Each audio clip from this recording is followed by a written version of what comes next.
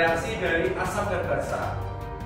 Tadi hipotesis di awal dikatakan bahwa adanya reaksi ketika senyawa asam dan basa itu dicampurkan. Betul ya? PKBM Eagle School adalah pendidikan non formal di bawah naungan Yayasan Higher Than Ever, di mana kami menyelenggarakan pendidikan non formal yang berbasis karakter dan juga meningkatkan kreativitas dalam pembelajaran dan juga life skill, serta ada entrepreneur juga di dalamnya, di mana dalam satu hari ada pembelajaran yang tatap muka secara konvensional, kami juga kemas dalam pembelajaran yang berbasis belajar secara mandiri dengan challenge atau tantangan-tantangan yang kita berikan dalam satu term atau dalam tengah semester ada 13 tantangan.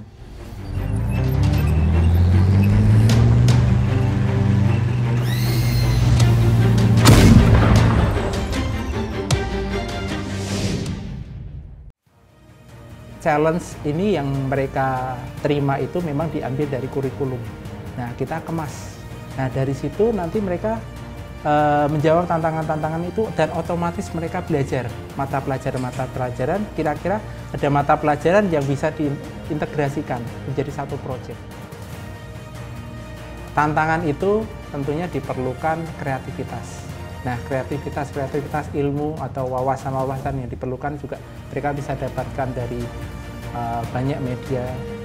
Kemudian mereka akan mengatur jadwal sendiri, dan di situ mereka akan bermitra dengan teman-temannya untuk mendapatkan informasi atau misalkan juga dari masyarakat. Mereka akan observasi, mereka akan membuat riset.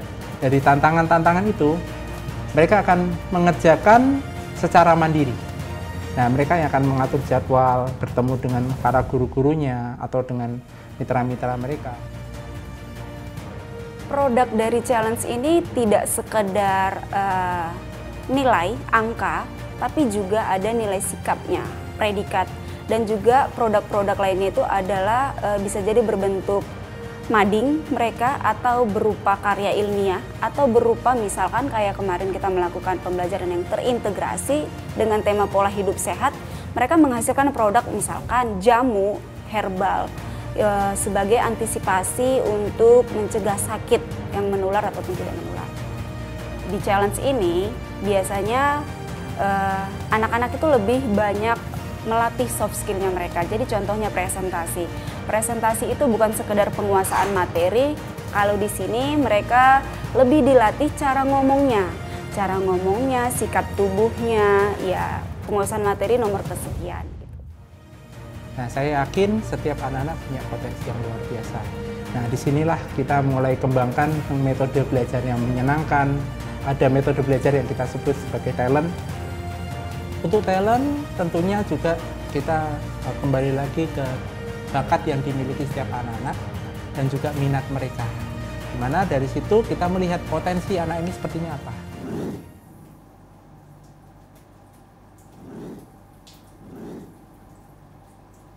Kita ada 12 pilihan talent di sini yang kita kembangkan dalam waktu 1 minggu. Mereka belajar di talent tersebut 10 jam pelajaran.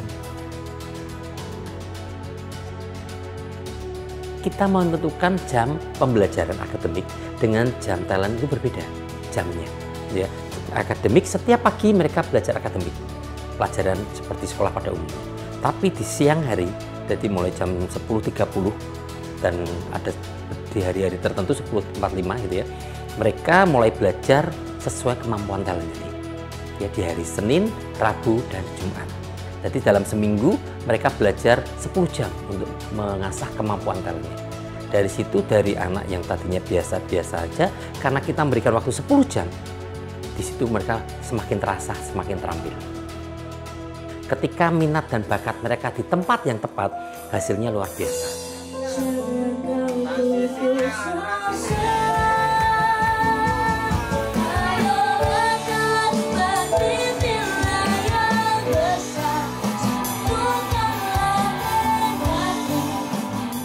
Di talent juga ada mentor-mentor yang kami panggil. Beliau-beliau ini adalah praktisi-praktisi yang bekerja di luar, yang mereka tentunya bisa share atau berbagi ilmu, yang tentunya juga difasilitasi oleh coach kami yang mendampingi. Nah, ini menjadi kolaborasi yang menarik, di mana anak-anak juga akan belajar secara langsung, melihat bagaimana sih bekerja. Mereka pengalaman-pengalaman para mentor ini, mereka sharing, mereka cerita sesuai dengan bidang-bidang talent yang mereka pelajari. Ini tentunya sangat menarik sekali.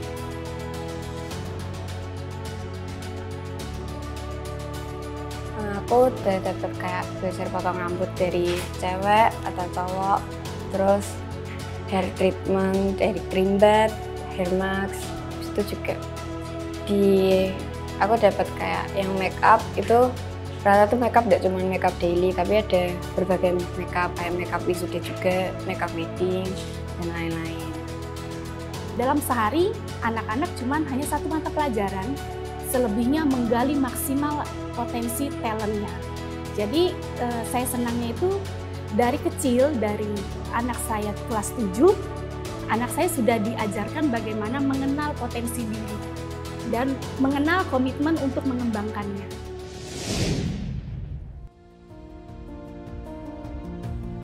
Dengan challenge dan talent ini, saya bisa mengembangkan bakat saya, bisa dilihat dengan robot ini. Berkat talent yang ada, saya mempunyai waktu untuk mengembangkan, menambahkan bakat saya lewat robot yang saya bikin. Nah, ini saya kira bisa menjadi rujukan masyarakat bahwa sekolah di PKBM itu juga akan memberikan harapan, sehingga masyarakat bisa mengakses tidak hanya di pendidikan formal, tapi juga pendidikan non-formal.